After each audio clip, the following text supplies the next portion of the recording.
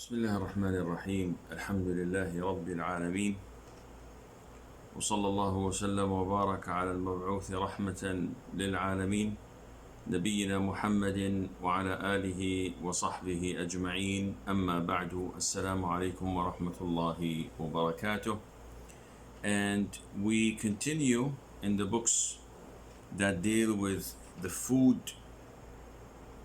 What is specifically forbidden to eat? And we talked last time about general things that are permissible to eat, and we limit now the things that we're not supposed to eat, which is much easier than saying what are we allowed to eat. The things that we are allowed to eat are so many, with the grace of Allah Azza wa Jal, that are beyond our ability to calculate,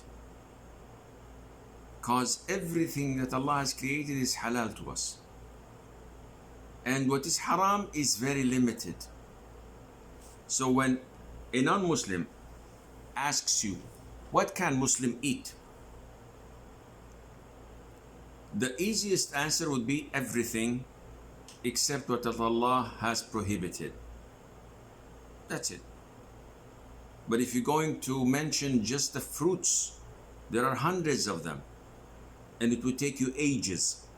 So when we come to speak about what Allah has specifically prohibited Azza wa Jal, we will find a verse in chapter 5, verse number 3, where Allah Azza wa Jal mentions to us in details some of the things that are prohibited for us to eat. Allah says, prohibited to you are dead animals,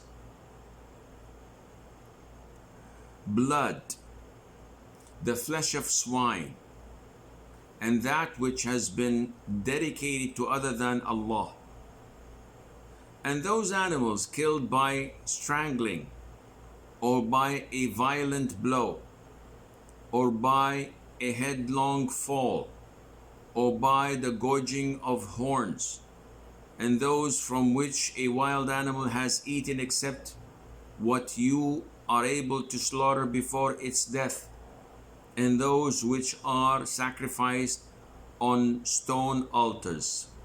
So these are 10 types of food that Allah has prohibited for us Muslims to consume. So the first one is the dead animals, the carrion. And this refers to any animal that has died without us Muslims slaughtering it. Of course, the people of the book take the ruling of our slaughtering as well, or without it being hunted if it's a game. So any animal you would find dead, if it's not slaughtered by the people of the book or a Muslim, and if it is not hunted as a game, in this case it is a dead animal, carrion, that is not permissible for us to consume. And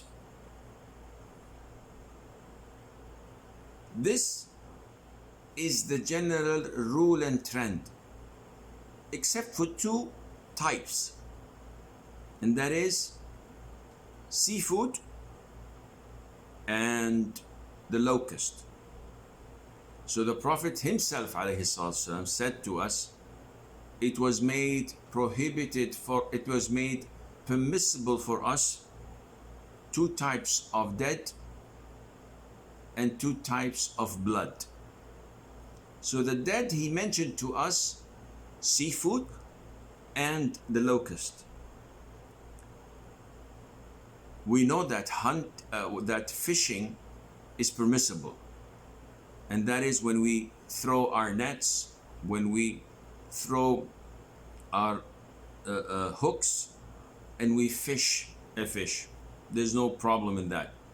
The problem is, what if the fish was floating on the sea, or it's on the shores and it's dead by itself? The hadith clearly indicates that this is halal for us. The second type is the blood. And what is meant by the blood?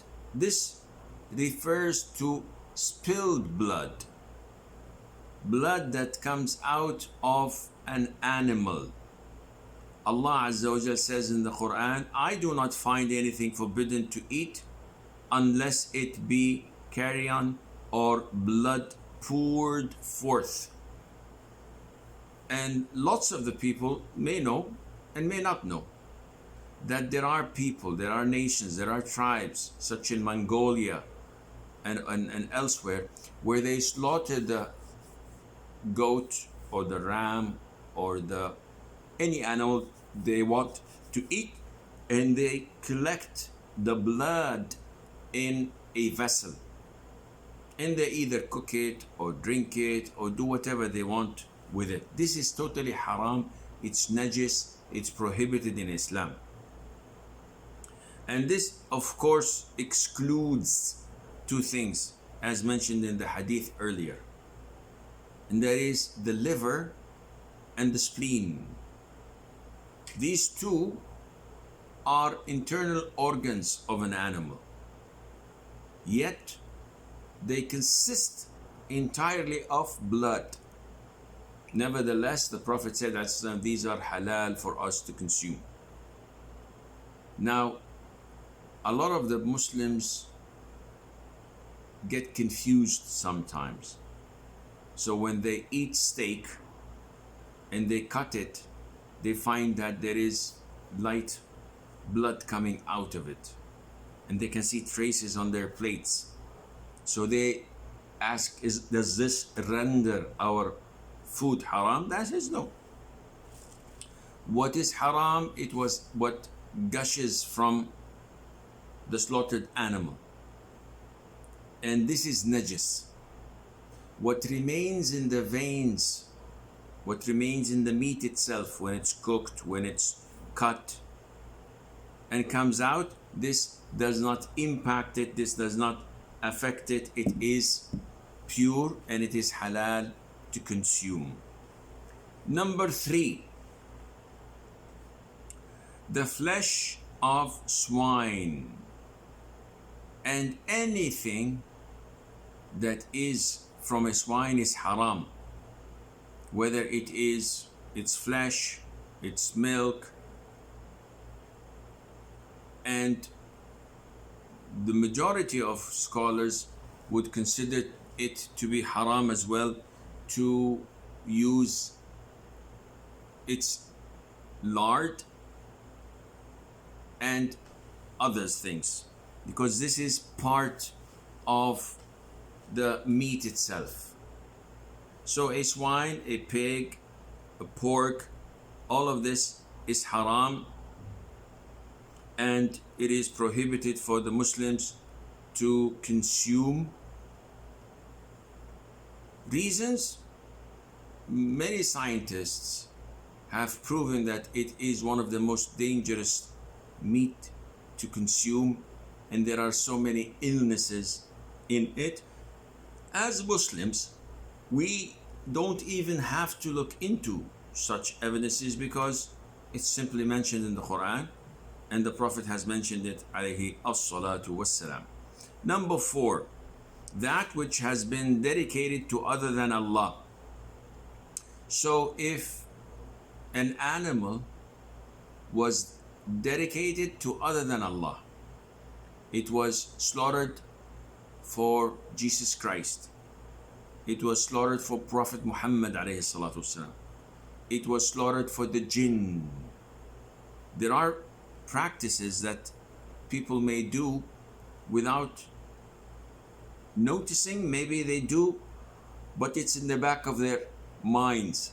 That is, when people start to build a building and they dig down in earth to set the foundation, while setting the foundation, a lot of the laymen come and slaughter a sheep, and they put the blood of the slaughtered sheep on the pillars of these foundations, not knowing that this act by itself is a sacrifice for the jinn.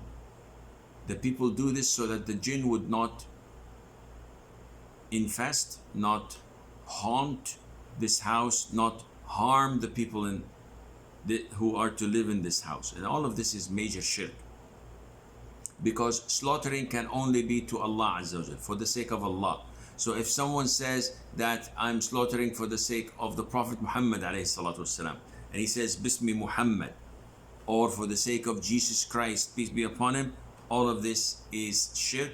This particular animal is dead meat. We cannot eat it, we cannot use it, we have to throw it in the dustbin.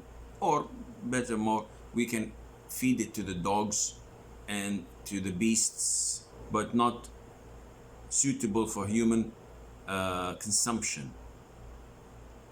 Number 5, the animal that has been strangled, and this is called al-munkhaniqa. So if an animal dies through being suffocated, strangled, not able to breathe, then this becomes a dead animal, dead meat. It's haram to eat. And in some nations, they use this form to kill an animal. I know of some of the non-Muslims in, I think, Korea or in the Philippines, when we had a lot of them working here in Saudi Arabia, we had a lot of stray dogs, and all of a sudden no dogs at all in our streets, which was good. But then we discovered that they consume it, they eat it, and they consider it as a delicacy. And what they do is they catch the dog, they tie a string of metal in one pole, and then they bring the dog and they tie it around its neck, and then they pull as strong as they can, so it snaps, I think, maybe the neck, and at the same time it strangles the animal, and then they can feast on it. So this is, of course, done by non-Muslims, because we don't eat dogs to begin with. It's haram for Muslims to eat dogs. But at the same time, this way of killing the animal, if it's a halal animal, it makes it haram. If you place a bag over the head of an animal until it dies and suffocates, this is considered to be al-munkhaniqa. Number 6, I think, is by violent blow or beaten to death. And this is known as al-mawqudha. And this type of killing is found nowadays in butcher houses around the world. So when they get a big animal such as a cow or a bull, they would strike it on the head on a specific area with a hammer, and this would kill the animal. And then afterwards they cut it, they slaughter it. This is known as al-mawqudha, and it is haram for Muslims to consume. And after that, an animal that was killed by a fall, and this is known as al-mutaraddiya. So if an animal fell off a cliff and it died, then this becomes haram for us to eat, because it died by itself. by such a fall or by a blow or by suffocation, it was not slaughtered. So this is called al-mutaraddiyah, and this is haram for us to eat. Then an animal gored to death by another animal and dies, and this is called an-natiha. So if two rams started a fight over a female during the mating season, and one of them is severely injured, we cannot eat from it unless it is still alive and we manage to slaughter it, mentioning the name of Allah, before it dies. If it's dead, then it's dead. We cannot touch it, consume it, or eat it. After that, we have an animal which a wild animal has eaten or savaged by a beast of prey.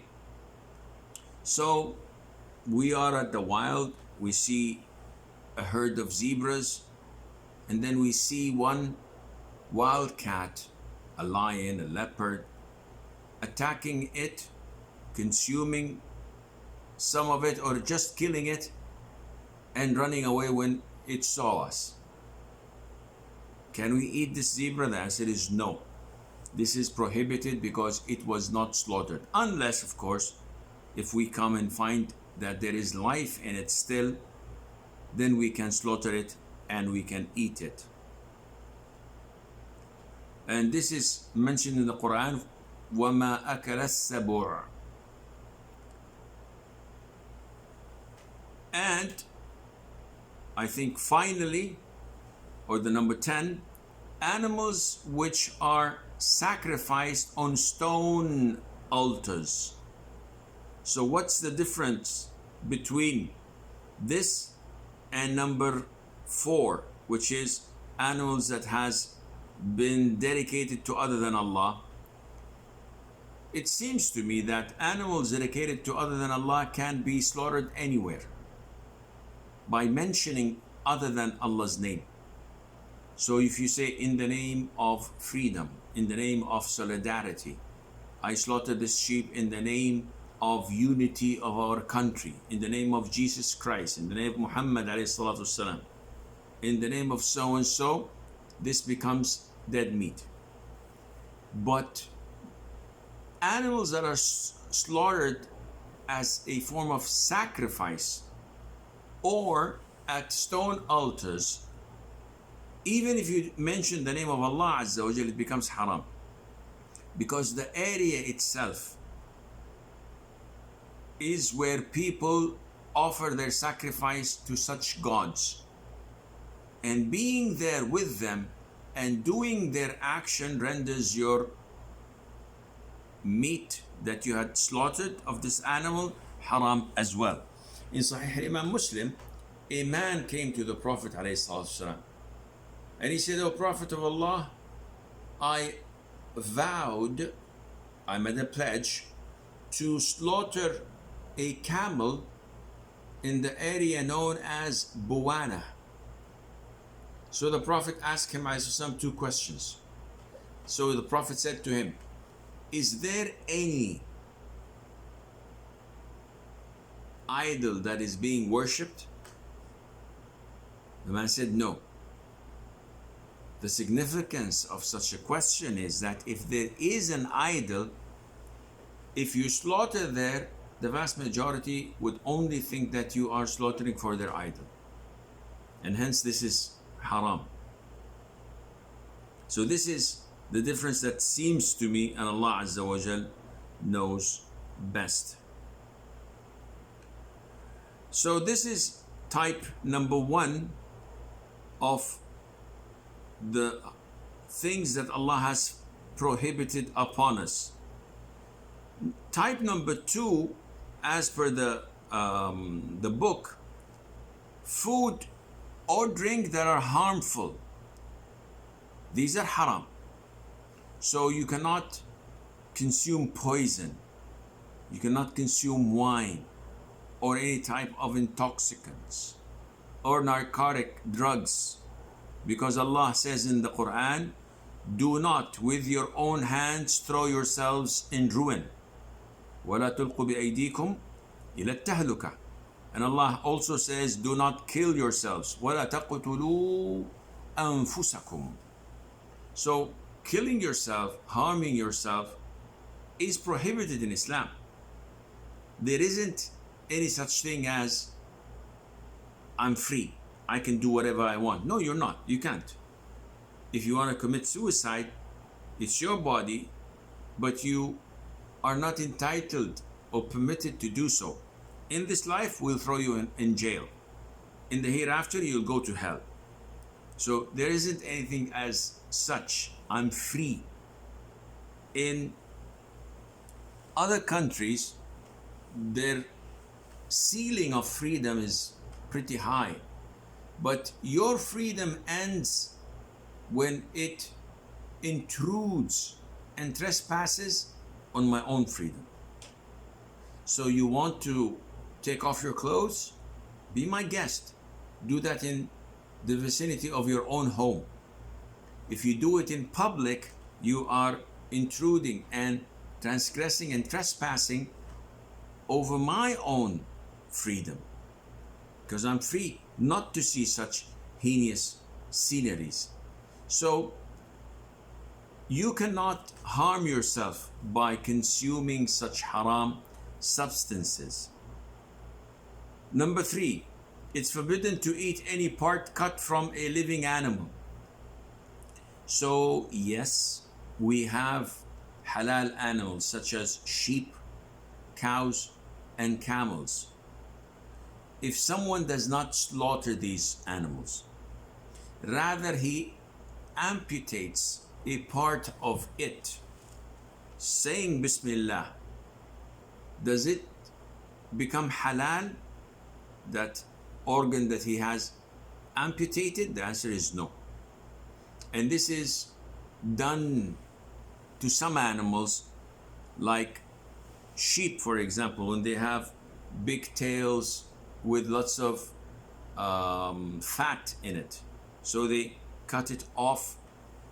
This is haram. The Prophet said, alayhi salatu wasalam, whatever is cut off when the animal is alive is maytah, dead meat, is forbidden. So this is torturing the animal without any justifiable reason, and at the same time it is haram for us to consume that part. Number 4, among the things that are prohibited for us as Muslims are predators such as lions, tigers, leopards, wolves. Abu Talha al-Ansari, may Allah be pleased with him, said that the Prophet ﷺ prohibited eating the flesh of any beast with canine teeth. So any animal that has a teeth which attacks other animals with is prohibited for us to consume, even if we slaughter or hunt, with the exception of one particular animal, and we will talk about that later on, inshallah.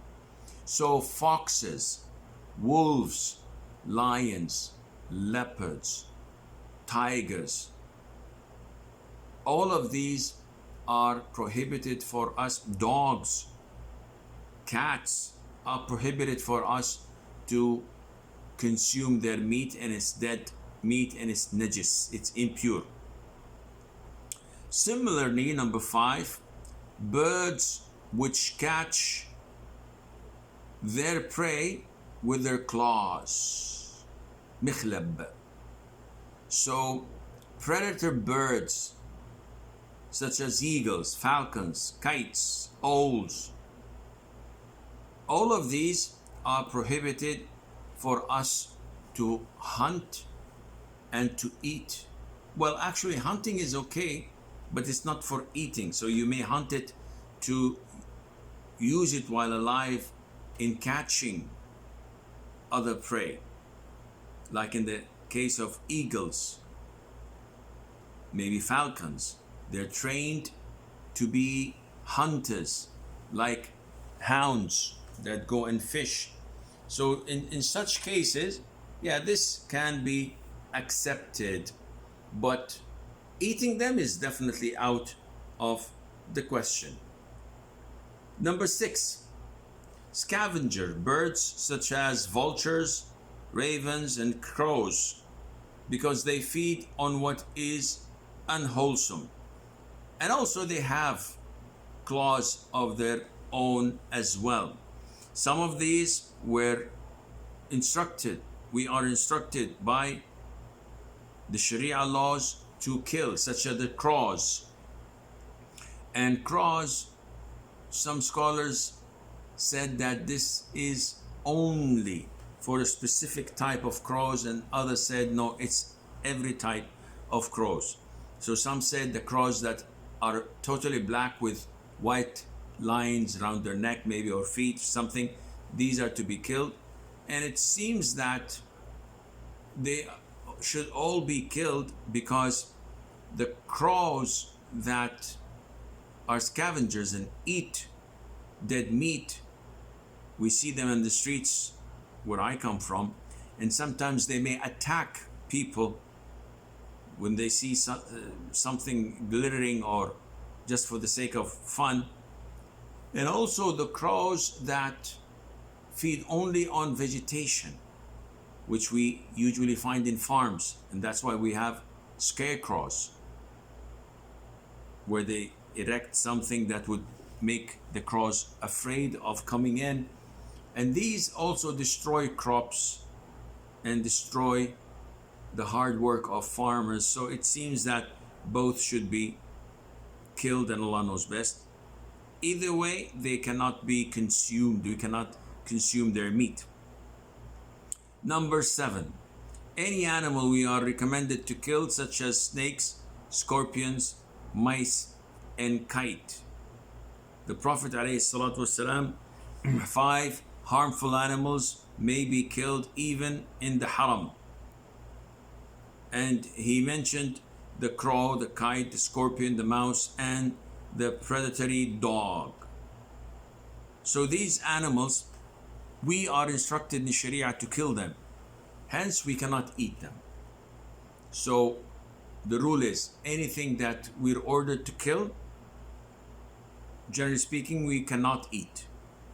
And anything we are prohibited from killing, we are also not allowed to eat, such as the frogs. And we will come to mention this in a while, inshallah, azza wa jal. Number 8, domestic donkeys. So donkeys in the beginning of time of Islam, they were like goats and cows. We can slaughter them and we can eat them. This ruling was abrogated on the 7th year of Hijrah, known as Amu Khaybar. And the Prophet there prohibited the consumption of domestic donkeys. Number 9, what is disgusting to eat, such as mice. Well, mice we're ordered to kill. Snakes we are ordered to kill. Wasps and bees we are prohibited to kill. Allah Azza wa Jal says He forbids them all that is foul. So this is an issue of taste. Some cultures might be okay, in some cultures it might be haram. So what counts is whether it's harmful or not. Some people consider, for example, eating the desert lizard disgusting. Our Prophet did not eat it, alayhi. Did this render it to be haram? The answer is no. So scholars mention that this type of prohibition is for things that are despicable, such as ants, such as roaches, and we know that people in so claimed a region here or there, because of eating bats or eating roaches and mice and other horrible reptiles such as snakes. This is why we've got the coronavirus, and this is unproven yet, but nevertheless Islam is a religion of purity, and such animals, such insects are not suitable for human consumption. Number 10, any animal that feeds mostly on impurities, and this is known as al-jallalah. So whether it is a camel, an ox, a sheep, chicken, or any other. And Ibn Umar, may Allah be pleased with him, used to confine such animals for 3 days before slaughtering. So if an animal only eats impurities, feces, this is all what it eats.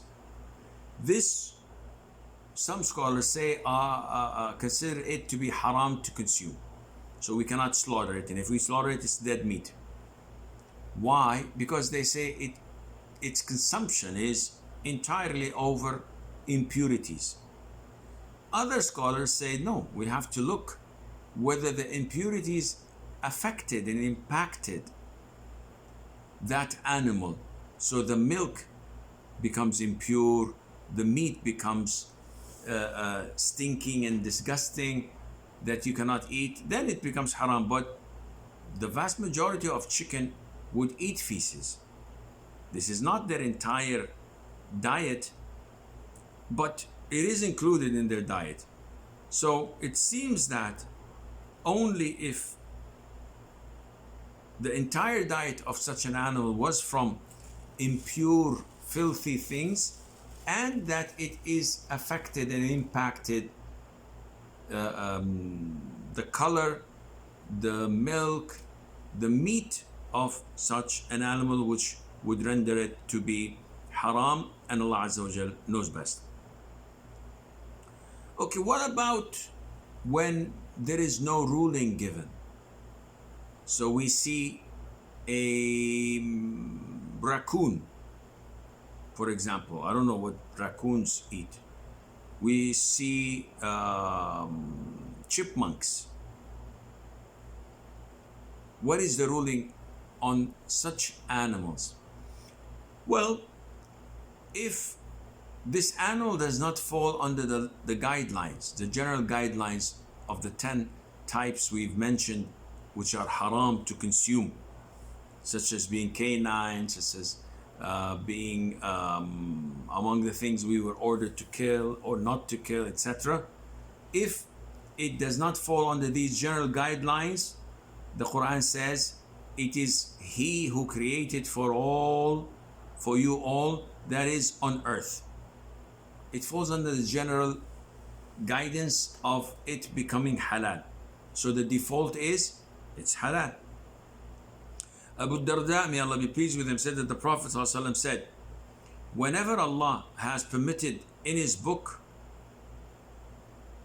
whatever Allah has permitted in His book is lawful, and whatever He has prohibited is forbidden.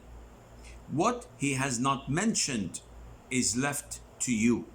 So accept from Allah what He has given you, for Allah would not forget anything.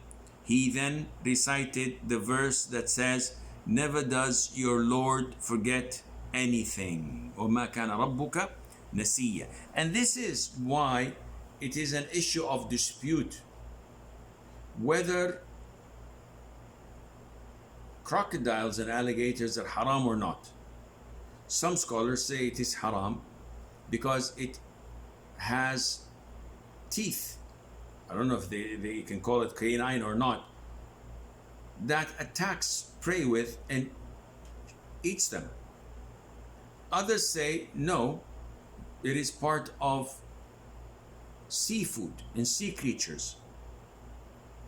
And hence, Sheikh Ibn Uthaymeen says it's halal to consume because he sees that it is not clearly mentioned to be haram, so it is part of what Allah has not mentioned and has forgiven us. So Allah did not forget it.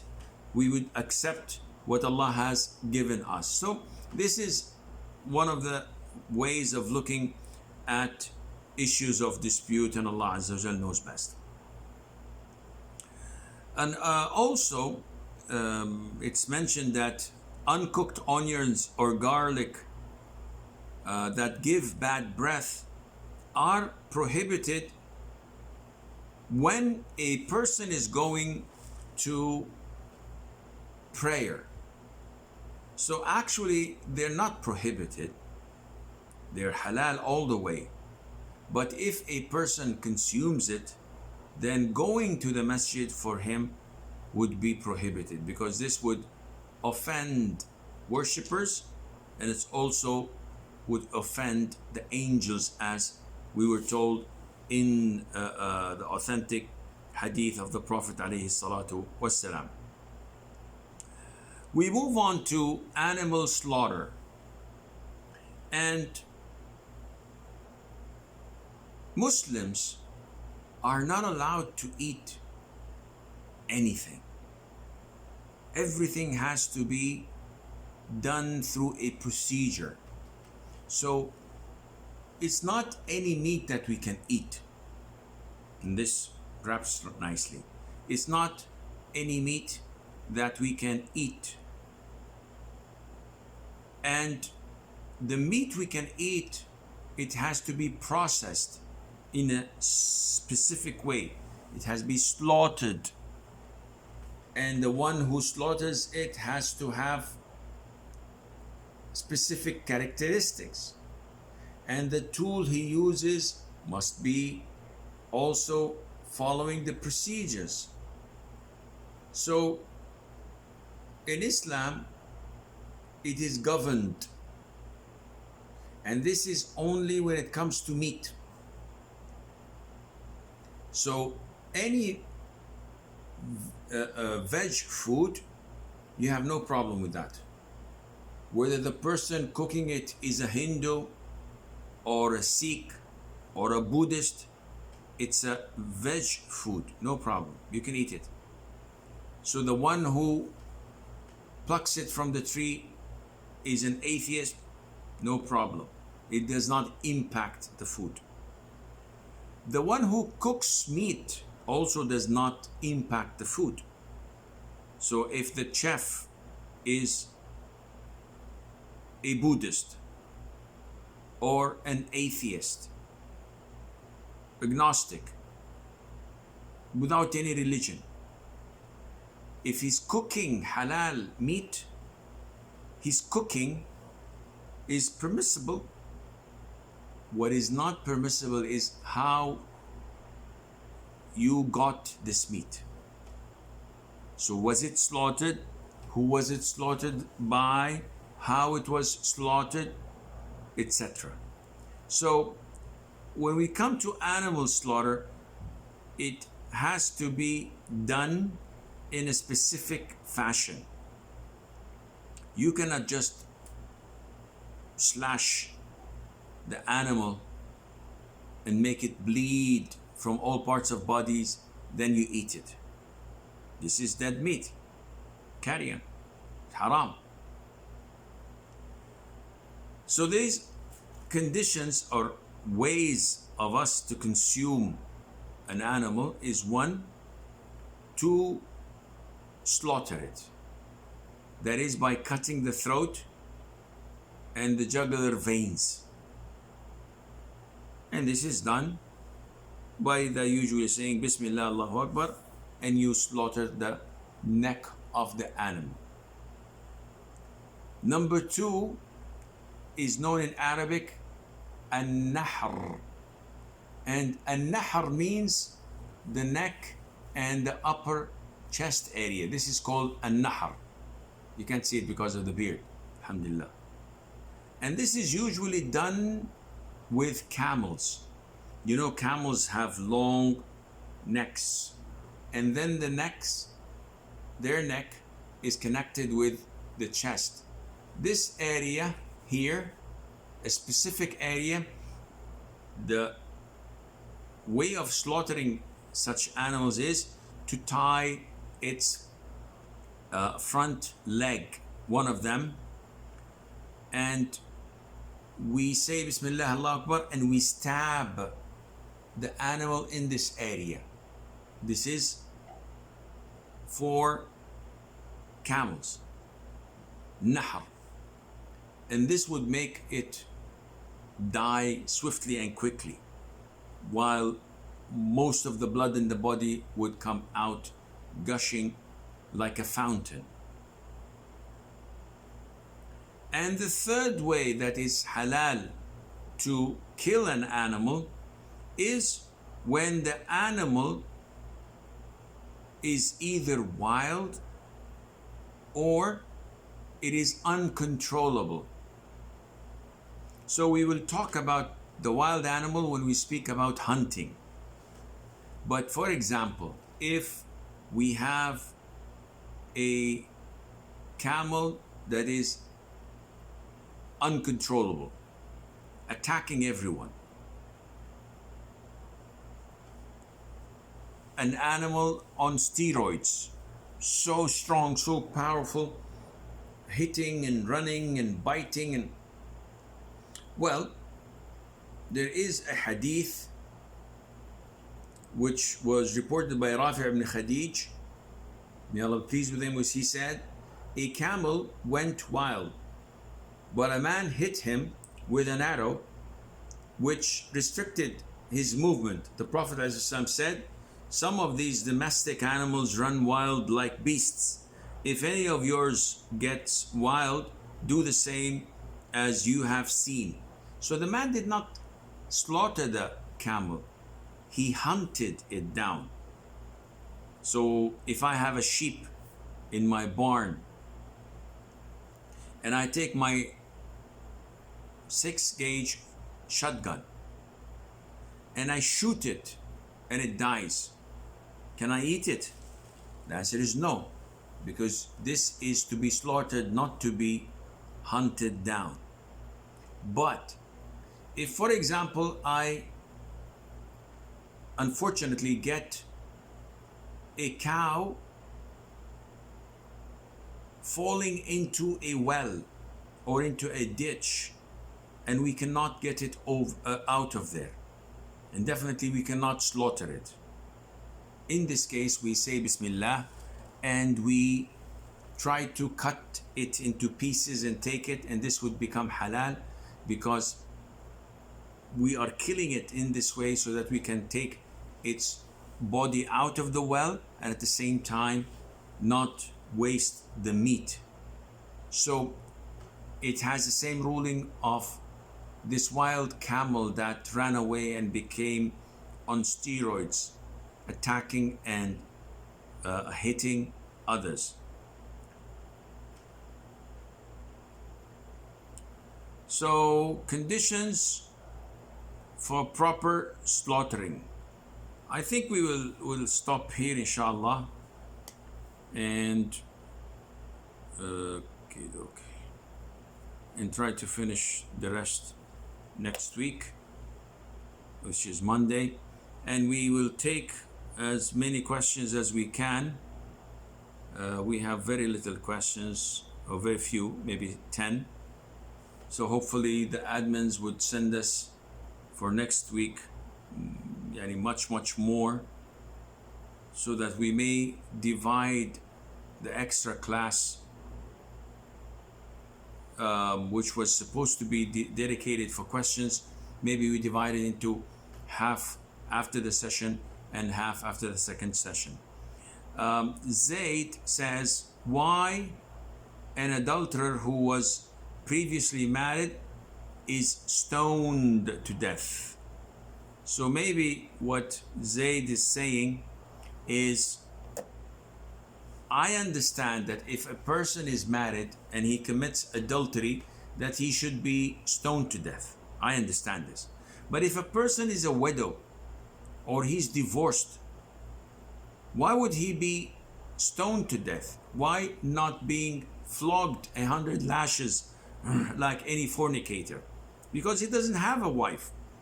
So sort of he is trying to find justification or legitimacy or an excuse for this adulterer. Well, Akhi Zaid, this ruling is from Allah Azza wa Jal. And it may not sound logical to you, but also it did not sound logical to Satan, to Iblis, when Allah ordered him to prostrate to Adam. Logically, I am better than Adam. You created me from fire and created him from clay. And we know what happened to him afterwards because of his logic. So I understand where you're coming from. You may say to yourself, okay, Sheikh, a man who has never ever got married in his life, yet he is an international playboy. He fornicates with all women he meets. If he's caught red-handed, what to do? The answer is flog him 100 lashes. Okay. What about if a person married a woman and he stayed with her only for one night, consummated the marriage, and then she died, or she sought divorce and they got separated? The man stayed 10 years without any sexual interaction, and then he fell into sin and had intercourse with a woman and was caught red-handed or confessed. What should we do with him? Stone him to death.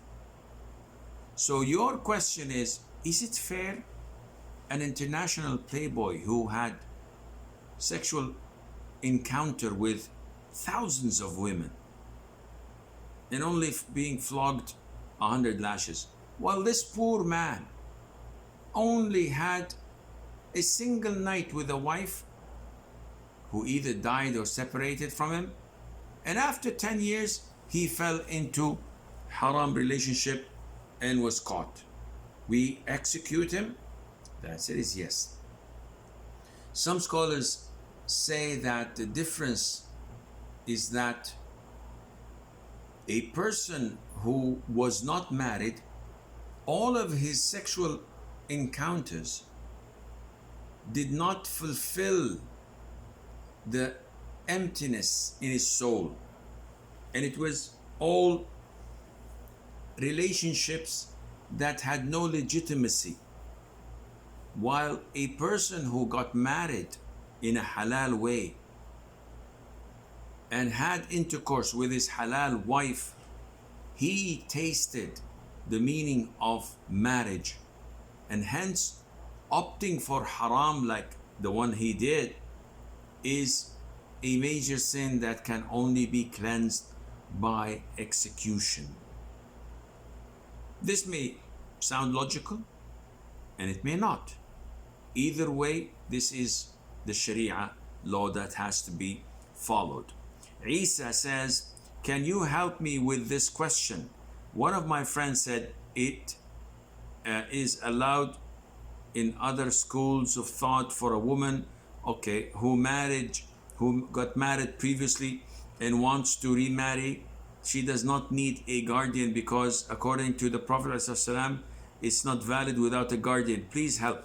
So his question, Isa, is basically about some schools of thought that state that a divorced woman does not require the consent and approval of her guardian because she's not a virgin anymore and she's entitled for her own opinion and life. And this is not true. The hadith is crystal clear. لا نكاح إلا بولي. This is what the Prophet says. There is no guardian, there is no marriage valid without a guardian. And he did not mention whether she is a teenager or over 70. The Prophet did not mention whether she is a virgin or been married multiple times or a widow, etc. So what these schools of thought or school of thought say is not true. Najiba says, does lipstick invalidate your ablution while not properly removed? So applying lipsticks after being in the state of ablution has no impact on your wudu. A woman performs ablution, applies lipstick, makeup, and goes to pray, no problem. The problem is when you want to perform ablution and you remove your makeup, but the lipstick is waterproof and was not removed entirely, or the foundation or the makeup you had is waterproof. In this case, your ablution, your wudu, is not valid because the water is unable to reach the area underneath. Naila Mahmoud says, my question is, on the day of Qiyamah, all women will be called by their father's name or by their mother's name? No. Men and women will be called on the day of judgment by their father's name. A person is called by his mother name usually is when he's born out of wedlock. I say usually. Sometimes a person may be praised by being called after his mother because his mother is more famous, more important, more honorable than his father. Ammar ibn Yasir, his mother was Sumayya. The Prophet said, وَيْحُ ibn Sumayya. So Sumayya was known to be the first martyr woman in Islam. The Prophet said, alayhi learn the Quran from Ibn Abd. This is his nickname, the son of the mother of Abdullah. So we just mentioned his name, Abd. But this is a form of nicknaming him. So on the day of judgment, men and women will be called after their fathers, not their mothers. Okay, this is Zahra. And she says, my friend asks if the marriage was valid while she was pregnant. The answer is no. Any woman who gets married while being pregnant, her contract is void and not valid according to the vast majority of scholars. Shireen says, I've deposited some money in Islamic Sharia Bank. They give me profit after every 3 months.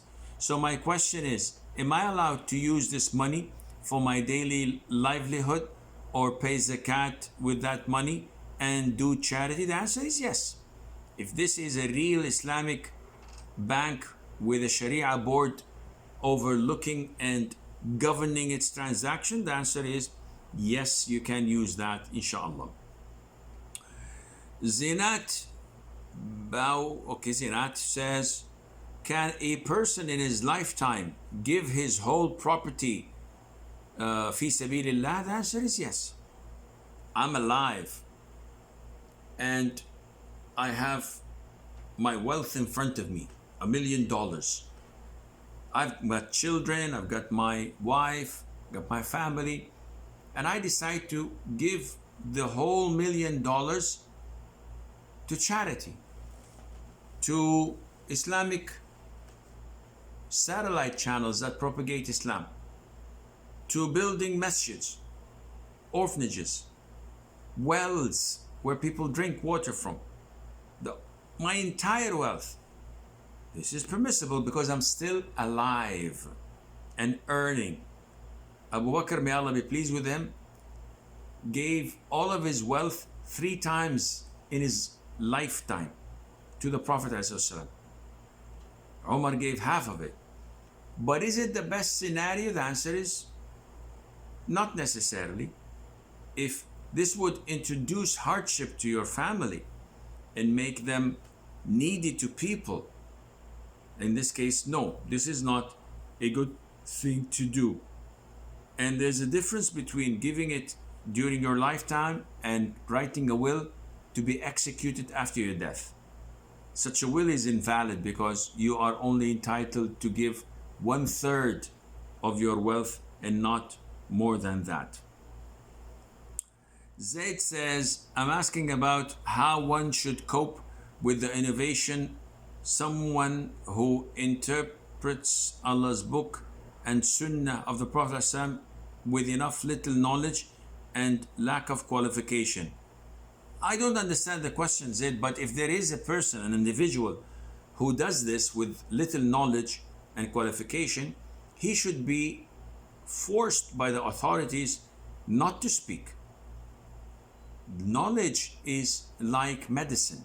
You can't have someone who's a rookie or someone who just comes and gives prescriptions and diagnoses illnesses and operates on people without any proper qualification. Religion is far greater than medicine because medicine deals with the human body in this life, while religion deals with the human soul and its connection to the hereafter. Isa says, if a woman asks for divorce or khul' and the man accepts and pays the dowry back, meaning the woman, the wife pays it, this is khul', not divorce. During the first month waiting period, can it be revoked?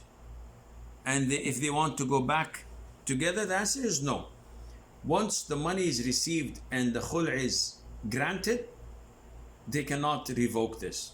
They need a new marriage contract with the consent of her guardian, with a new dowry and the testimony of 2 male witnesses.